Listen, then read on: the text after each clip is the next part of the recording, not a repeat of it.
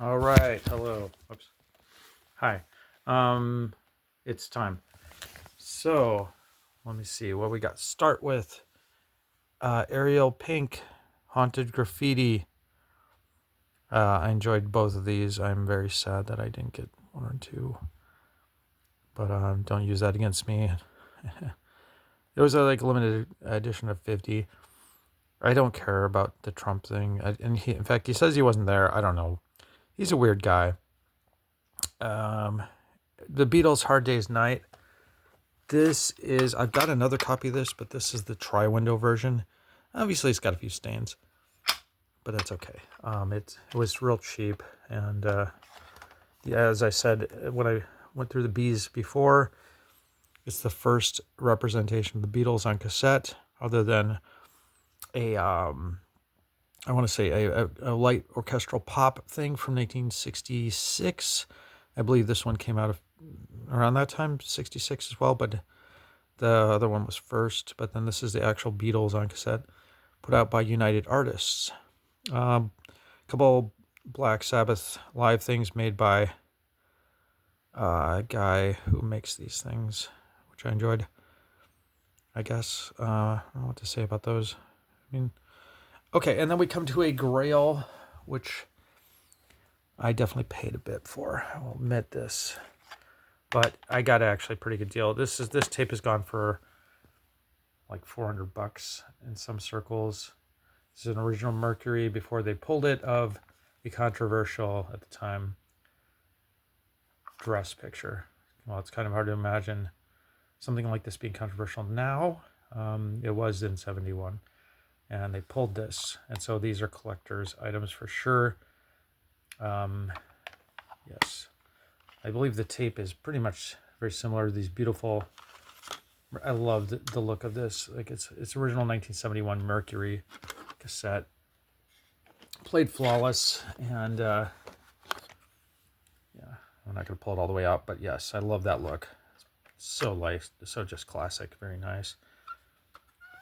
Green and silver lettering. Yeah, they really had their act down in 1971. Here's the RCA version. I bought this from the same seller, obviously. This was only, I don't know, $10 or something. Not 250, but it is also in very nice shape. It's what they came out to replace it afterwards. Yep. Young Americans bought from the same seller. I finally finished off all of my Drum Corps Associates cassettes. All I had was 97, 98. This is a regional championships. It's kind of interesting that they cared enough to send somebody to some regional thing to make a tape. And then the championships. Basically, again, it was a lot more Blue Devils 86 and some interesting, I don't know, homage, ripoff, what do you want to call it, covers. Like the entire show of like certain groups was covered. I can't remember. There was like they made some interesting choices at times, but at times I don't know. Like DCA seemed really stale, at least at the time. I think they were really just making a lot of the same stuff, and I can't say that I was. I actually was really cool. My favorite was still the 1990 DCA, which has that really incredible impact on whoever the champion was. But DCA is very hit and miss. It's got very. Oh, by the way, you might have noticed, probably not, that my volume 2 it isn't here. It's because it snapped at the end of side A. Side A. So good luck finding another one of these, because I don't know. Most people watching this will have never heard of DCA or even know what a drum corps really is. But it's okay. I will fix it someday. I gotta figure out how to split them again, and then because they're not screwed tapes, and then I think using a lighter you can melt the plastic together.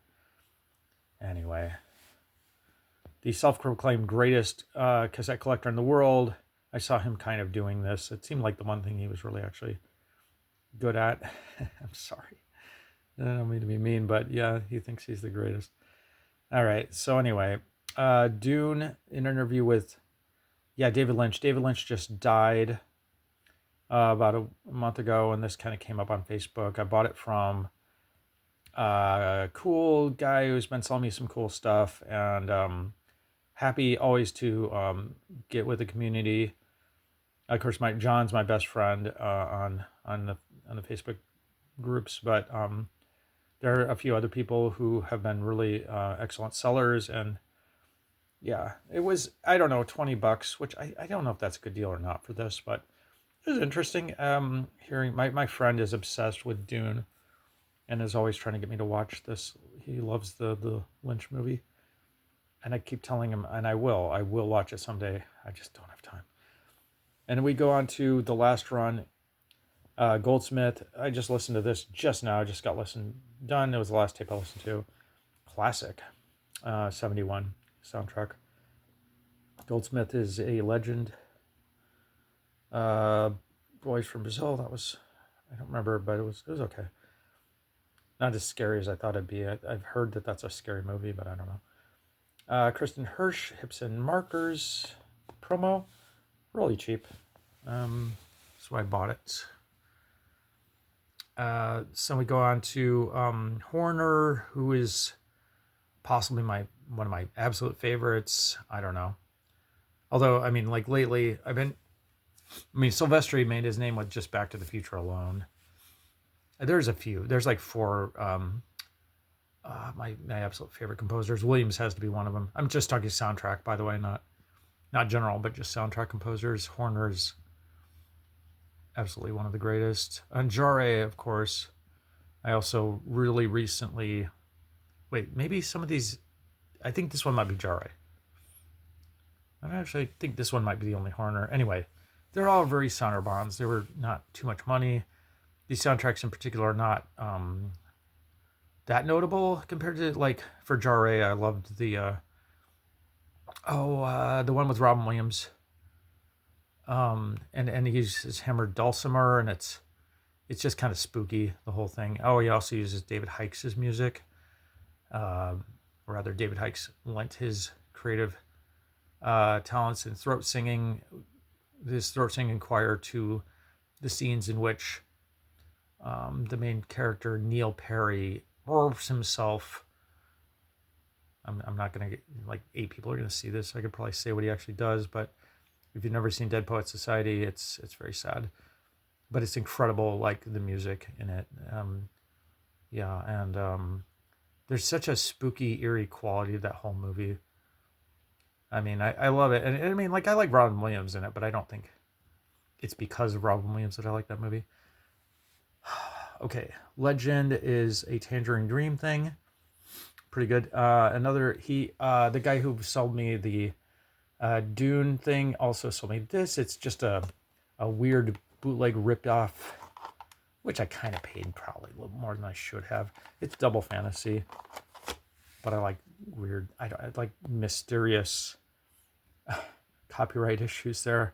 Who knows whether that's legitimate or not. Lilith Fair promo. It was kind of different. I expected just an Indigo Girls concert, and it had like more variety than that. It was okay. Metallica, I finally listened to this after, I think I've had it for 20 years, these 2 tapes, and I never really got around to it. This one, this guy, So he's the one that sold me the King Crimson ripoffs, and he paid dearly for it because I got them all for free. I got a refund off PayPal because he pretended like they were legit, and you just don't do that. I'm all good with unofficial, whatever you want to sell me. This is an example of something it's Minor Threat's first demo, and this is the kind of thing he makes. You notice it's the same kind of tape as the King Crimson from, I got to listen to that too. Hilarious, because, he claimed that he had no idea. Yeah, sure you didn't. Like, everything he sells is these kind of tapes. So either he bought from somebody who makes, quote, unofficial tapes, or much more likely he's the one that did it. But anyway, I got them all for free, thanks to PayPal. Muse Absolution. I listened to that a long time ago. Finally got around to reading it. This is the best deal I've had in a very long time. These were $6 for all 3 of these, $2 each. eBay auction that nobody cared about. I thought it was a good album, really. Either each color, basically. So you got I'll pull it out real quick. a red, a yellow, and a blue, I believe. Let me see. I'm looking through my phone trying to do this. Yes, sort of a salmon, orangish yellow and blue. Sky blue. But I thought the album was fun. I like the Compliance song. I mean, it's not Pink Floyd The Wall, but it's and you know it makes, I like music. They make good use of their influences, I think. Another band I really liked was Nothing. I just kind of stumbled upon Nothing, and so I know nothing about Nothing, and other than listening to them, and they're incredible. And then we get to a grail that I never thought I would ever get, Noi. And I didn't have to pay, honestly, I paid over $100 for each of these, but not the kind of money you might think it'd be like 200 or 300 each. These are original Spanish Noi. I'm probably, honestly, never going to get the German ones. I mean, never say never, but you'd think if the original German off that whatever label that they were all on ever shows up, it will be prohibitively expensive. But these were the Spanish versions. I was very happy. The guy kind of like took a long time to send. I had my doubts. He said he was really nervous about sending him. He actually took apart the tapes, which also made me very nervous, to fix them because he said they didn't play well. But in the end, they all played great, and I was really happy with the seller. Here's Noise 3 as well, which was my favorite album. I mean, I got to have the most respect for Noi 1 because it was the first, and it produced everything. However, Noi 2 was probably my favorite. Noi 2 is so weird. How the side B, basically, they deconstruct the album. I love it. And I thought it was extremely well done. I never thought of it as like a ripoff or anything. They ran out of money and they couldn't do anything, but what they did was incredible. Here's something when Tapehead City was, this is Tapehead City's kind of biggest release, or most famous or rarest. Charlie of Tapehead City actually sent me a link saying, hey, you should buy this. And I ignored him. And I felt bad about it, but I was like, well, I don't have the money right now.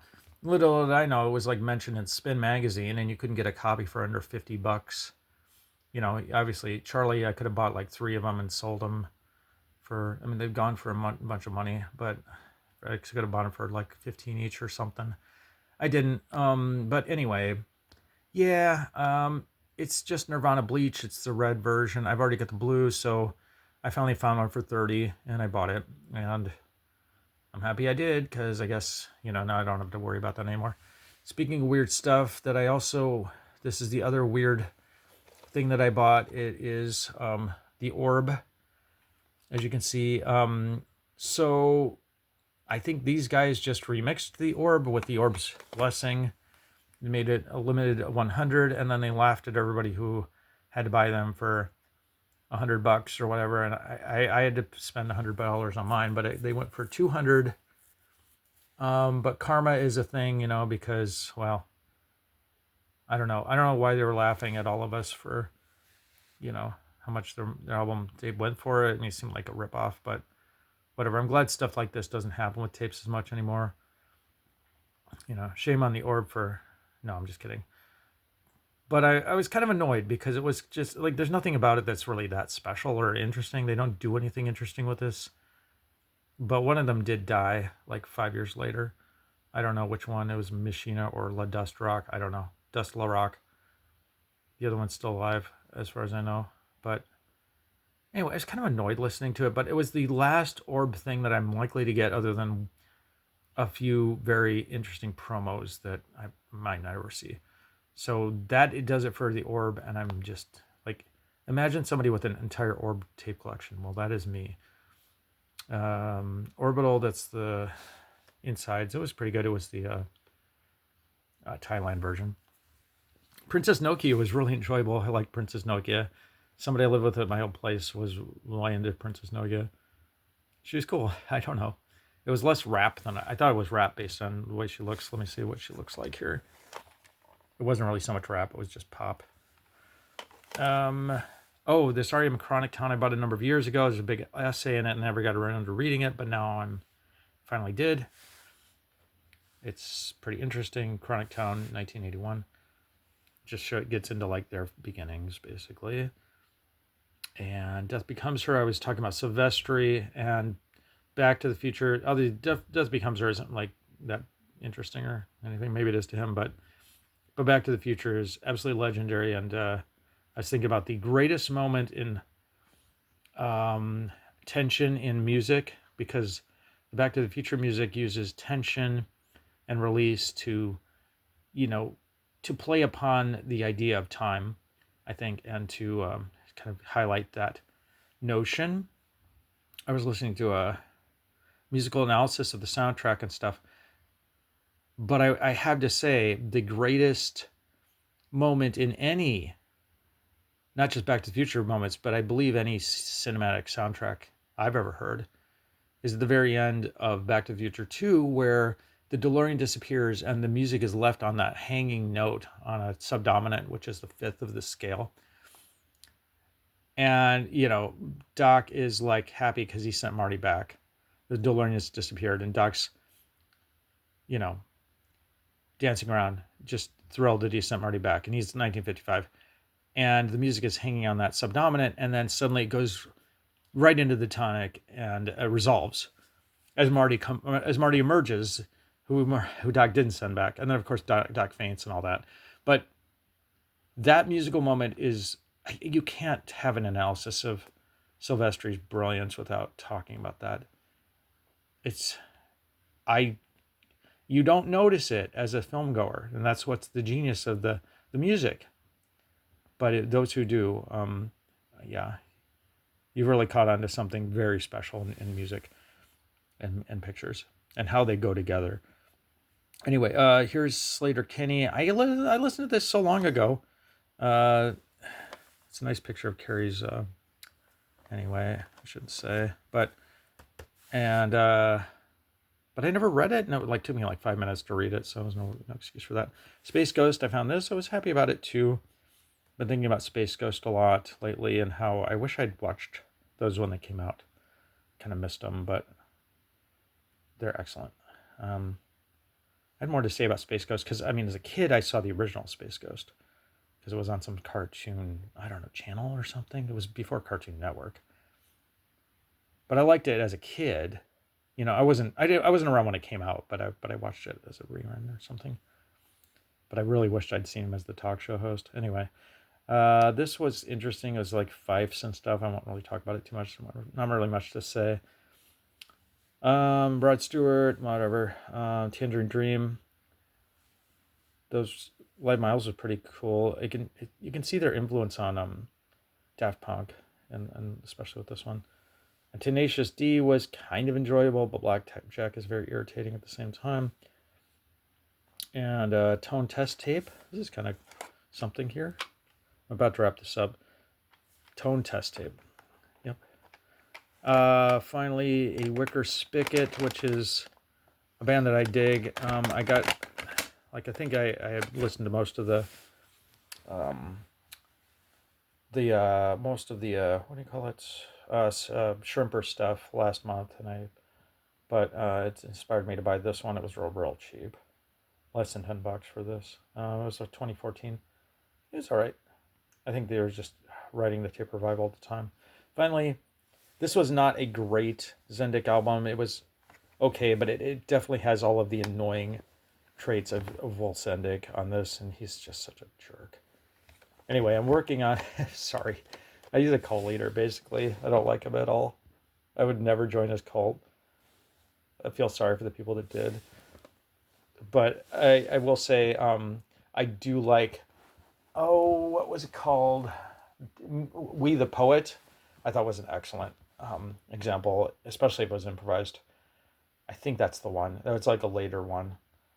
Actually better than this. This is just like posturing, and I don't know. He thinks he's such a great artist and stuff, but I don't know. Like I said, I'm working with somebody on a screenplay right now involving a meeting of the East Coast and West Coast bands of the time in Columbus, Ohio. And Wolf Zendik, even though he wasn't really in Texas, we're revising the history a little bit, so he's going to be part of the movie, and he's going to miss the show. But like two of his Zendik group are going to be part of that. They're going to be part of the movie, and like key role. The story's kind of told through their eyes. Actually, it's a man and a woman, and the man is kind of more like hippy dippy, and the woman is kind of more sensible. But they have a kid together named Seven Up, and we're working on it. But it's gonna be a pretty good movie, although we're never gonna make it. Anyway, I gotta go. I really have to go. But yeah, I'll see you next month.